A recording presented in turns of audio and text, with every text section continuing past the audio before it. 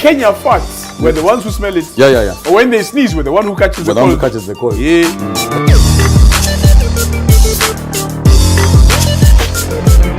How does me bringing my channel to you make her now fair game? Yeah. No. You see, let me tell you something. Like I said, us guys, we are human beings.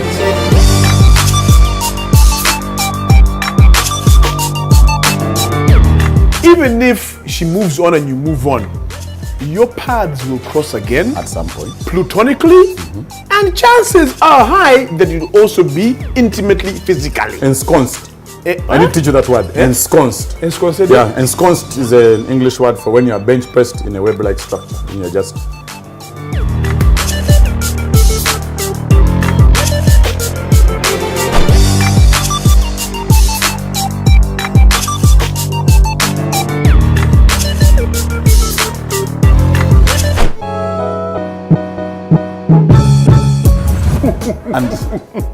And that was just part A.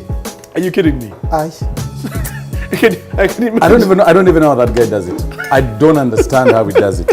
Gway. That's what you call a gangster. Yeah, proper. So, a while back, our good friends of Rwanda and Kenya finished the elections. Yes. Congratulations to all of them. Rwanda, well done by them. One day they voted, the next day results were out, nothing. Done. Now our friends in Kenya. Allah, just across the border here.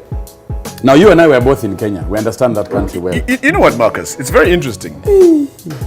We understand the politics of Kenya. It's not simple, and let's take into consideration Kenya is a much bigger country. Yeah. Size and economy and everything. Everything. They beat us in everything. Except football. You're right. Just the only thing we beat them at. And also our women are better. So you are going to say? So 4 days. The other guys across the door took 2 days. I think the worst has taken us, Uganda, is 2 days. Rwanda takes 1 day. And someone will say because really Rwanda, there was no real opposition, blah, blah, blah. It's Kagame landslide victory, 98%. 99.999%. Yeah, there was a joke going around that there's one district where he got 96%. Hey. They are looking for the other 4. Who are they? But who are these guys who don't like our guy? Anyway, so our guys take 4 days. 4 days. It's the biggest economy in the region. 4 days of anxiety, tension, everybody's going da. Somebody said it was 4 Sundays in a row. Yeah, surely. Doing nothing. Zero. Everybody's on social media checking. But of course, our Githeri man helped us cool the tension. Yes, absolutely. Yeah, he did a fantastic job with that. But the question I have is on day 2 of that mess that was there. But it wasn't really a mess, considering what happened in 2013. Actually, the reason why I'm calling it a mess is because of what I'm about to say. Hey. The opposition, they rigged. Voting has just counted. They said it's rigged. For whatever reason, they decided, we are still counting. IEBC said, but you guys, we are still counting. How do you come up and say it's rigged? They said, no, because you guys hacked system have been hacked in your favor. In the meantime, the inaccurate and illegal tax results keep streaming. The system has failed. It is the machine that is voting. But you guys. And then it reminded me of this video. I don't know if you've seen this video of Uhuru. Which one? Uhuru saying that, did you see that video? Which one? Of Uhuru saying that this guy who has lost 4 times. Surely, if you have not seen it. You put a video there. Wait, come and see this thing. Come and see this thing. It's in Swahili, so I'll translate for you. I know you know nothing. Come close. Listen. Akiingia kwa chaguzi ameibiwa. Ameibiwa. Mara 4. Mara. Atuambia ameibiwa.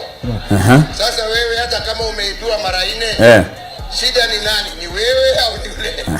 Ni wewe. Kama umeibiwa si uibe. Very good report. Now, let me translate.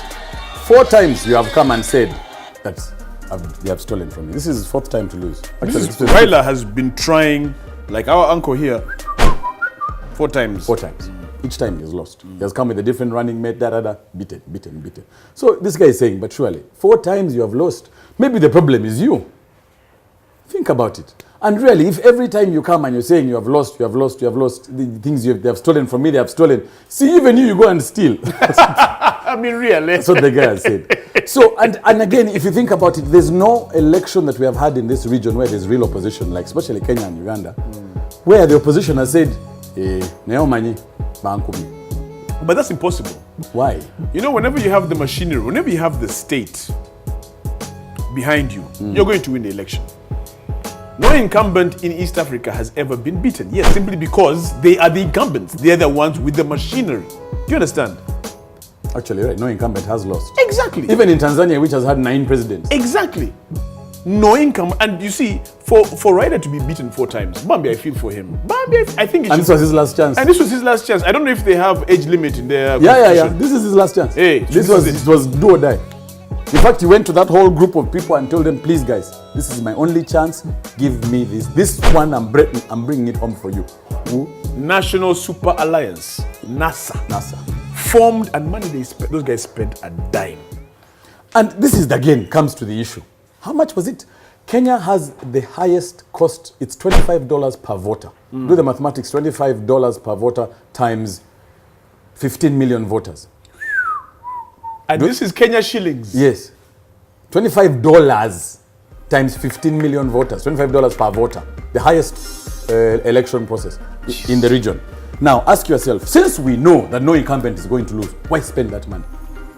What was the thing? It was 54% to 44%. Yes, Uhuru, 54 to Raila. and that's how it was from day one till the last time they announced. From the moment they started counting. Yeah. From vote number 1, 54%, 44. 15 million votes later, 54, 44. It didn't change. Nothing. It didn't Maybe alter. point what might have changed, but 54, 44. So ask yourself, what's the point, honestly, especially in this region, of having these things? Look at Rwanda. I think they spent about maybe $2.8 million for that election. For a landslide victory, why? What's the point? What's the point? Now, Kenya also brought in what they call KEMS, the Kenya Election Management System. He brought it in, and Banangi, I must say condolences, of course, to the head of IT who lost his life in the lead up to the elections. Yeah, a woman. The guy Bambi passed on. Yeah, they passed on. But having said that, they spent a lot of money. A few lives were lost, and the result was what we thought it would be. In East Africa, we know who is going to win. But yet, every 5 years we say we need to go through this democratic process. And therein lies the issue why it must be democratic. If it is not shown to be democratic, we are not, you know what I'm saying? We're not behaving the way we should. And this is again my concern, guy. Who are you showing? Because to the people, they already decided. Let me give you another discussion.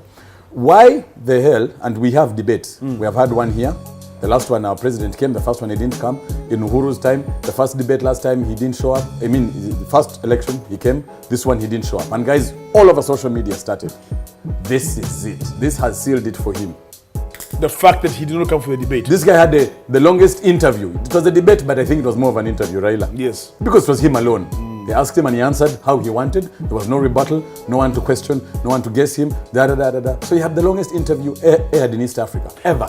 And everybody went all out and said, this is the end of Uhuru. This is his downfall. This is where he is going to die. This is his legacy down the dogs. I said, you people, you have to understand that country. They are going to vote based on their emotion, not based on what the man says or does, for that matter. You know,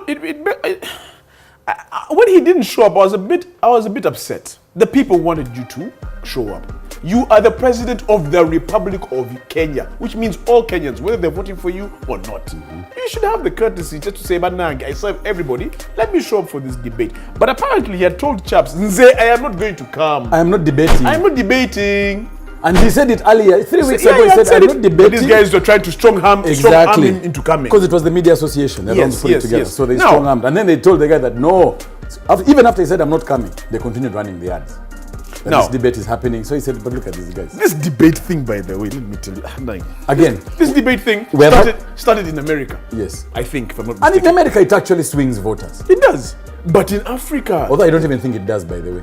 Because even if you looked at all the debates between Hillary and Trump, Hillary won them hands down. All of them.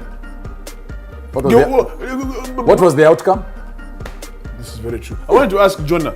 One against him debate if you are president and you had to go and debate your opponent. One against it. I would, because I'm sure my voters would expect to hear from me and what I have for them. Now, let me ask you another question. So you're Jonah, you're a voter. You like Besigye. Is there anything Museveni will come up on that stage and say that will make you change your mind? You already like Besigye. He's your guy. Is there anything Besigye or Abed Bwanika or who will go on that stage and say that will make you say Betty Kamya that will make you say Nayomanyi? Of course not. Yeah, because your mind is already made up. That's my point, boss. That's my point. And even the most democratic country in the world, America, showed it. They said we don't like Hillary. Then we know she's smart. So, I think we're not voting for a woman, period. So basically, the debates are purely for entertainment and money making. That's what it comes down to. Ratings. TV ratings, what? Sponsors, ads. Money made, okay. We go face. But at the end of the day, voting is an emotional process. Very few people use brains to vote. Yes. People use, I like Gaetano. Whether you bring Jackson Kamya, who is 10 times smarter than Guy, and he says all the things that I wished Guy would have said. On voting day, I will look at that picture, that photo, and I have an emotional attachment to Guy. I will tick Guy. Or maybe even the things this guy had said will be like, I would not even remember them by the time it's voting day. But leave alone even that. Even in the debates, and I realized this even in the debate, well, no, not the debate, in the interview for Raila Odinga that you just mentioned, they don't, or he does not, or they never have talked issues with figures.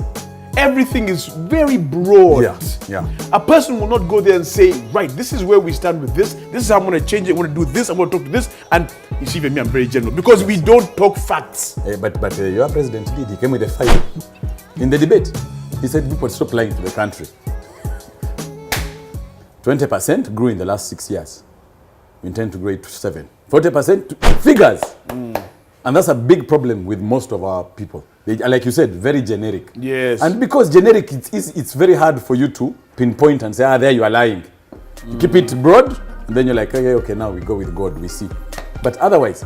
So basically, Uhuru wins 54% to 44%. It took 4 days for us to know that. To count and make what now Kenya, the whole, I mean, no. When Kenya farts, we're the ones who smell it. Yeah. Or when they sneeze, we're the one who catches the cold. The one who catches the cold. Yeah. So, thank God, peaceful, generally speaking. Even the observers said it. Bang we are on. okay. IEBC, clean bill of health. Yes. On both sides, both EU and COMESA. Yes. Now, the problem we have is that in 5 years, we're going to do this again. Allah. And in 5 years, Uhuru can't run. You know who's going to be the next president of Kenya? We already know who it's going to be. Your good uncle. Mr. Who? Who? William Ruto. Well, that's the plan. The way Kenyan politics operates can be drag under the carpet. By the way, yeah. So we don't know. Super coalitions is what it's all about. Come together. Because all those other guys, for them, they still believe. Those other guys, the vice president, Kalonzo Musyoka, Mudavadi, all those other guys still have hope that one day we can be president. Again, what is the purpose of this nonsense? Why can't we just stay alone together? We continue drinking the beer and we keep the president there. I would vote for you. I swear to God. I didn't know, but honestly, at the end of the day, it is all bullshit. Total and utter. And it's a waste of money. But someone said, and I was always crying, I said, look at Rwanda. Why are we wasting our time with Rwanda? 98% salary. Why do you just give the money continuous? Why spend too much? They said, you see that 2.8 million you're talking about? Do you think Kagame put it in his pocket? No. It actually went into the economy. So people actually ate. And which is a good thing. Money is in circulation, always a good thing for the people. This, I don't know how many millions of dollars that the Kenyans spent.